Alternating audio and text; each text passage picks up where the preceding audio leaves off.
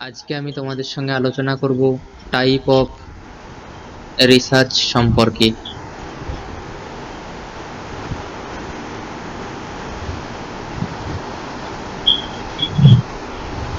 রিসার্চকে মূলত তিনটি বেসিসের উপর ভিত্তি করে ভাগ করা হয়েছে। প্রথমত পারপাস, দ্বিতীয়ত মেথড অফ সায়েন্স, তৃতীয়ত নেচার অফ দ্য স্টাডি। পারপাসগত দিক থেকে তিনটি ভাগে আবার ভাগ করা হয়েছে। এক হলো বেসিক রিসার্চ, এই বেসিক রিসার্চকে অনেকে আবার ফান্ডামেন্টাল রিসার্চ বা পিওর রিসার্চ বা থিওরিটিক্যাল রিসার্চ নামে অভিহিত করে থাকেন। এই বেসিক রিসার্চ হলো এমন একটি গবেষণা যেখানে বাস্তব সমস্যা কেন্দ্রিকতা থাকে না, কোনো নীতি বা তত্ত্ব প্রণয়ন করা হলো বেসিক রিসার্চের মূল উদ্দেশ্য। উদাহরণস্বরূপ আমরা যদি বলি, সাইকোলজিক্যাল যে কোনো থিওরি, যেটা শিখনের দিক থেকে হতে পারে, কোনো পেশনামূলক থিওরি হতে পারে, এই ধরো মাসলোর মোটিভেশনাল থিওরি, এইগুলো হলো এক একটি বেসিক রিসার্চের এক্সাম্পল। এই সমস্ত নীতিগুলো যে প্রণয়ন করা হলো, শুধুমাত্র এই প্রণয়নটা পর্যন্ত বেসিক রিসার্চের আন্ডারে থাকছে। নেক্সট আমরা যদি দেখি অ্যাপ্লাইড রিসার্চ, এই অ্যাপ্লাইড রিসার্চের উদ্দেশ্য হলো এই যে বেসিক রিসার্চে যে নীতি বা প্রণয়নগুলো, যে তত্ত্ব যে প্রণয়ন করা হচ্ছে, এই নীতি বা তত্ত্বগুলোকে যেখানে প্রয়োগ করা হচ্ছে সেই প্রয়োগ ক্ষেত্রে অ্যাপ্লাইড রিসার্চ ব্যবহার করা হয়ে থাকে। যেমন যেটা আমি ওখানে উদাহরণ দিচ্ছিলাম, যে মাসলোর মোটিভেশনাল থিওরি। মাসলোর মোটিভেশনাল থিওরি যখন শিক্ষার্থীদের উপর প্রয়োগ করে দেখা হলো, এই তাদের কতটা অ্যাচিভমেন্ট হচ্ছে বা কতটা মোটিভেশন গ্রো করছে, মাসলোর থিওরিটার শিক্ষাগত ইমপ্লিকেশন কি, অর্থাৎ মাসলোর থিওরি সম্পর্কে যে তথ্যগুলো আমরা কালেক্ট করি, এই সমস্ত তথ্যগুলো কালেক্ট করার পদ্ধতি হলো অ্যাপ্লাইড রিসার্চ। এরপর আমরা আসবো অ্যাকশন রিসার্চ।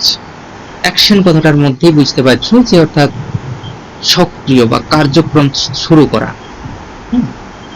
এই অ্যাকশন রিসার্চ উদাহরণ যদি আমরা দিই, যে শ্রেণীকক্ষে শিক্ষক মহাশয় ধরো কোনো একটা বিষয় উপস্থাপন করছেন, উপস্থাপনের সময় যদি শিক্ষার্থীরা হয়তো সেই পদ্ধতিটা অবলম্বন করে বুঝতে পারছে না, শিক্ষক হয়তো লেকচার মেথড ব্যবহার করছে, তখন শিক্ষার্থী সেই পদ্ধতিটা বুঝতে পারছে না যে স্যার কি পড়াচ্ছে, শিক্ষক শিক্ষার্থীদের কাছ থেকে এই ফিডব্যাক পাওয়ার সঙ্গে সঙ্গে তার তখন পদ্ধতিটাকে চেঞ্জ করে নেবেন। এটাই হলো অ্যাকশন রিসার্চ। যে হঠাৎ করে এই সঙ্গে সঙ্গে একটা সমস্যা দেখা দিল, আমার এই পদ্ধতিটা ঠিকঠাক হচ্ছে না, তো আমি সঙ্গে সঙ্গে আবার একটা নতুন পদ্ধতি অবলম্বন করব। এটা হলো action research. Next method of science. গবেষণা তো অবশ্যই একটা নীতি মেনটেন করে চলে, একটা নীতি অনুসরণ করে। তো সেই বৈজ্ঞানিক নীতি অনুসরণের উপর ভিত্তি করে তিনটি ভাগে ভাগ করা হয়েছে। এক হচ্ছে এক্সপ্লোরেটরি, এক্সপ্ল্যানেটরি, ডেসক্রিপটিভ। এক্সপ্লোরেটরি মানে গবেষণামূলক, এক্সপ্ল্যানেটরি ব্যাখ্যামূলক, ডেসক্রিপটিভ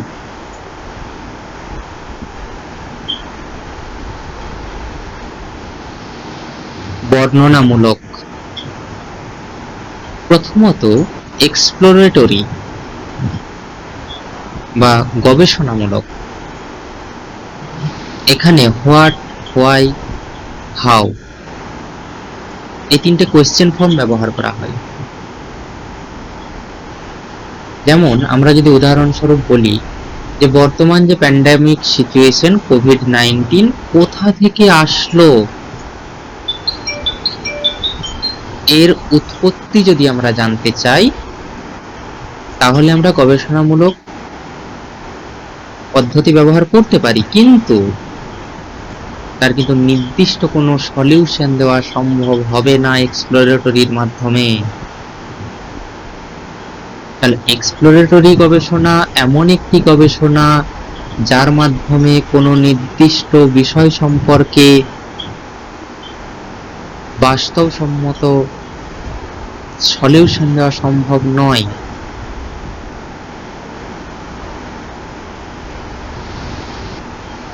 কিন্তু ওই সমস্যাটাকে বুঝতে অর্থাৎ একটা সম্যক ধারণা দিতে সাহায্য করে, কিন্তু সঠিক কনক্লুশনে আসতে ব্যর্থ হয়। এটাই হলো এক্সপ্লোরেটরি। এরপর হচ্ছে এক্সপ্ল্যানেটরি, মানে ব্যাখ্যামূলক গবেষণা। এক্সপ্ল্যানেটরি রিসার্চ হলো এমন এক প্রকারের রিসার্চ যেখানে পূর্বে কোনো গবেষণা হয়নি সেই রকম বিষয়গুলিকে নিয়ে এক্সপ্ল্যানেটরি অর্থাৎ ব্যাখ্যামূলক গবেষণা করা হয়।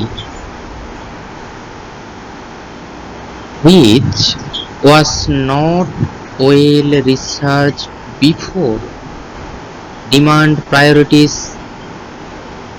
generates operational definition and provides a better research model. এটা হলো explanatory research. Next, descriptive research. Next আমরা দেখব ডেসক্রিপটিভ রিসার্চ। ডেসক্রিপটিভ কথাটার মধ্যে বুঝতে পারছো বর্ণনামূলক, অর্থাৎ কোনো একটা ঘটনা বা বিষয়কে কেন্দ্র করে তার তথ্য সংগ্রহ,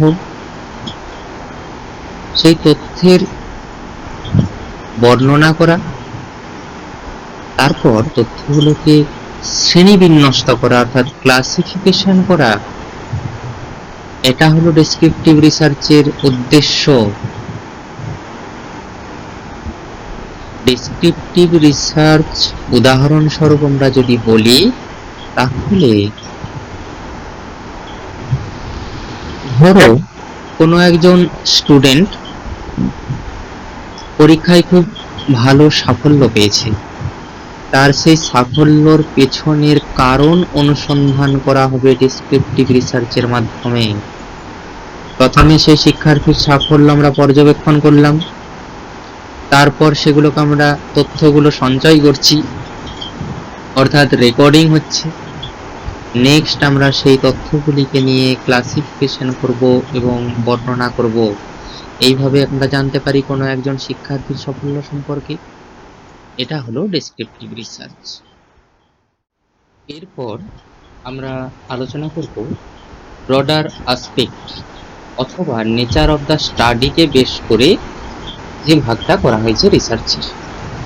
এখানে মূলত দুটো ভাগ করা হয়েছে, এক হলো কোয়ালিটেটিভ রিসার্চ, অপরটা হলো কোয়ান্টিটেটিভ রিসার্চ। কোয়ালিটেটিভ রিসার্চ কি? কোয়ালিটেটিভ রিসার্চের ক্ষেত্রে পরিসংখ্যা শাস্ত্র ব্যবহার করা হয় না, অর্থাৎ গুণগত কোনো ঘটনা প্রবাহকে কেন্দ্র করে, যেমন শিক্ষার্থীর বা মানুষের বা ব্যক্তিত্বের মনুষ্যত্ব বিচার করা, তাদের নৈতিকতা দেখা, এই সমস্ত যখন ঘটনা প্রবাহ সম্পর্কে আলোচনা করা হবে সেটা হচ্ছে কোয়ালিটেটিভ। আর কোয়ান্টিটেটিভ কি না, যেখানে পরিসংখ্যা শাস্ত্র ব্যবহার করা হয় অর্থাৎ যেটাকে সংখ্যা দ্বারা প্রকাশ করা হয়, সেটাই হলো কোয়ান্টিটেটিভ। এবারে কোয়ালিটেটিভের আবার কয়েকটা মেথড রয়েছে, যেমন হিস্টোরিক্যাল। হিস্টোরিক্যাল কি? কোনো ঐতিহাসিক ঘটনা প্রবাহ সম্পর্কে যখন কোনো রিসার্চ করা হবে, যেমন হয়তো হতে পারে আকবরের জীবনীকাল, রবীন্দ্রনাথ ঠাকুরের শিক্ষা চিন্তা, রবীন্দ্রনাথ ঠাকুরের জীবন দর্শন, এই সমস্ত যখন বিষয় নিয়ে আলোচনা গবেষণা করা হবে তখন সেটা হচ্ছে হিস্টোরিক্যাল মেথডের আন্ডারে পড়ছে। কেস স্টাডি কি? কেস কথাটার মধ্যেই আমরা বুঝতে পারছি না কোনো একটা ঘটনাকে কোনো একটা বিষয় বস্তু ব্যক্তিকে কেন্দ্র করে যখন কোনো গবেষণা করা হয়। সেই মেথডটা হচ্ছে কেস স্টাডি। আমরা উদাহরণস্বরূপ বলতে পারি যে ধরো কোনো প্রতিবন্ধী শিশু, তার সম্পর্কে আমরা বিস্তারিত হয়তো আলোচনা করব। আমরা তাকে সমস্ত জিজ্ঞাসাবাদ করব, তার বাবা মার কাছে জানতে চাইবো, তার গৃহ পরিবেশের অন্যান্যদের কাছে জানবো, তার পারিপার্শ্বিক পরিবেশ থেকে জানার চেষ্টা করব, তার বিদ্যালয় পরিবেশ, বন্ধু বান্ধব, শিক্ষার্থী, সমস্ত মানে ওই শিশুর মানে যত জায়গাতে তার পরিচিতি রয়েছে সমস্ত পরিচিতিদের কাছ থেকে আমি তার বিষয়ে জানার চেষ্টা করব। নেক্সট হলো ফিলোজফিক্যাল রিসার্চ। বুঝতেই পারছো যে দর্শন ভিত্তিক যে কোনো গবেষণা, অর্থাৎ এই যে আমরা যে এডুকেশনে পড়ি যে ধরো আইডিয়ালিজম, ন্যাচারালিজম, প্রাগমাটিজম, রিয়েলিজম, এগুলো তো এক একটা দার্শনিক মতবাদ। এই মতবাদগুলো নিশ্চয়ই যারা তৈরি করেছেন, যারা প্রফাউন্ডার, তারা নিশ্চয়ই কোনোভাবে এটাকে একটা অ্যাবস্ট্রাক্ট থিঙ্কিং করে না। মানুষের সমস্ত দিক বিচার করে, মানুষের চিন্তা ভাবনা, তাদের আসপেক্ট গুলো, তাদের পার্সপেক্টিভ গুলো দেখার পরেই তো এই মতবাদগুলোর সৃষ্টি হয়। এই যে দেখার এই যে প্রসেস, এটাকে বলা হচ্ছে ফিলোজফিক্যাল রিসার্চ। নেক্সট হচ্ছে ফেনোমেনোলজি। ফেনোমেনোলজি অর্থাৎ কোনো একটা ঘটনাকে কেন্দ্র করে আমরা সেই ঘটনা সম্পর্কে বিস্তারিত জানার চেষ্টা করব, সেটা হলো ফেনোমেনোলজি। যেমন ধরো কোনো রাস্তায় হয়তো হঠাৎ করে একটা অ্যাক্সিডেন্ট হয়েছে। অ্যাক্সিডেন্ট কিভাবে হলো, তার কারণ কি, তাতে কতজন ক্ষতিগ্রস্ত হয়েছে, আহত হয়েছে কতজন, নিহত হয়েছে কতজন, এই সমস্ত বিষয় নিয়ে যখন আমরা আলোচনা করি, যখন আমরা জানার চেষ্টা করি, সেটা হচ্ছে ফেনোমেনোলজি। নেক্সট আমরা দেখব ন্যারেটিভ।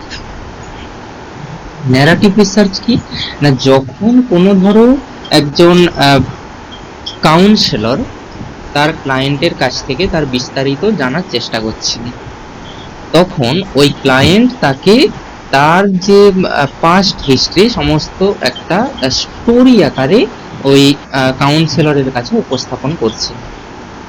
এই যে পদ্ধতিটা, এটাকে হচ্ছে ন্যারেটিভ বলা হয়। মানে কোনো ঘটনা প্রবাহকে গল্প আকারে অন্যের কাছে উপস্থাপন করার মাধ্যমে যখন ওই ব্যক্তি কোনো সিদ্ধান্তে উপনীত হন, সেই ঘটনা প্রবাহকে উপলব্ধি করে ন্যারেটিভ স্টাডি।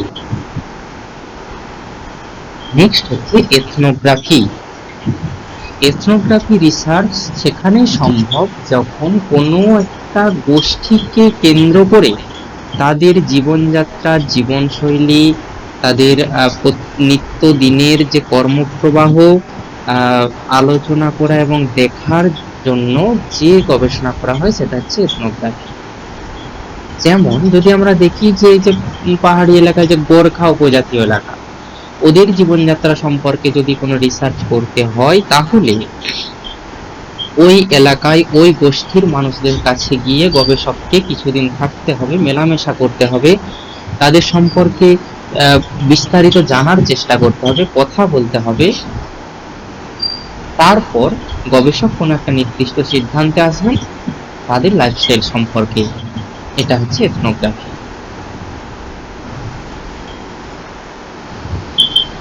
এরপর আমরা দেখব কোয়ান্টিটেটিভ, অর্থাৎ পরিমাণগত গবেষণার যে ভাগগুলো। প্রথমত survey research.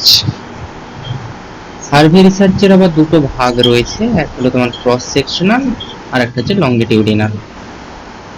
Cross sectional research হলো যেখানে অল্প সময়ের মধ্যে গবেষক গবেষণাটা সম্পন্ন করেন। আমরা যে এডুকেশনাল ডিসার্টেশন বা প্রজেক্ট বা রিসার্চ গুলো করে থাকি, এগুলো সবই ক্রস সেকশনাল রিসার্চ, যেগুলো অল্প সময়ের মধ্যে ডাটা কালেকশন করে আমরা রিসার্চটা সম্পন্ন করি। আর লংগিটিউডিনাল, যখন কোনো থিওরি ডেভেলপ করার জন্য রিসার্চ করা হবে, তখন সেটা হচ্ছে লংগিটিউডিনাল।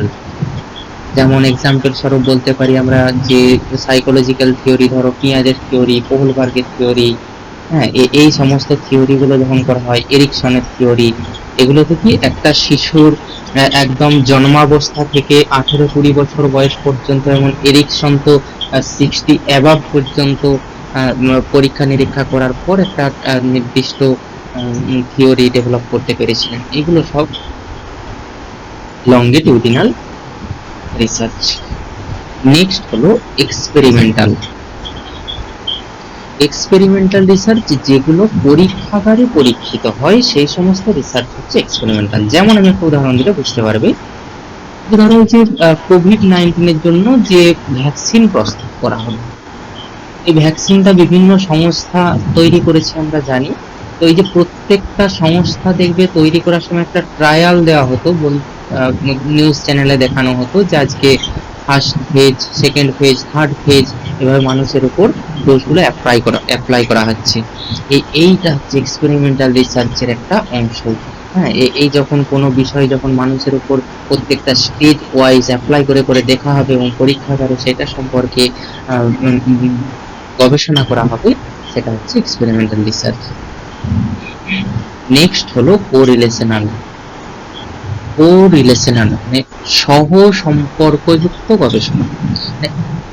দুটো বা তিনটে ফ্যাক্ট থাকতে পারে, ওই দুই বা ততোধিক ফ্যাক্টের সঙ্গে যে সহ সম্পর্ক, সেটা হচ্ছে কোরিলেশন রিসার্চ। যেমন আমরা যদি বলি উদাহরণস্বরূপ, যে ধরো পরিশ্রম বেশি করলে সাফল্য আসবে। এখানে পরিশ্রম যদি বৃদ্ধি পায়, সাফল্যের পরিমাণ বৃদ্ধি পাবে।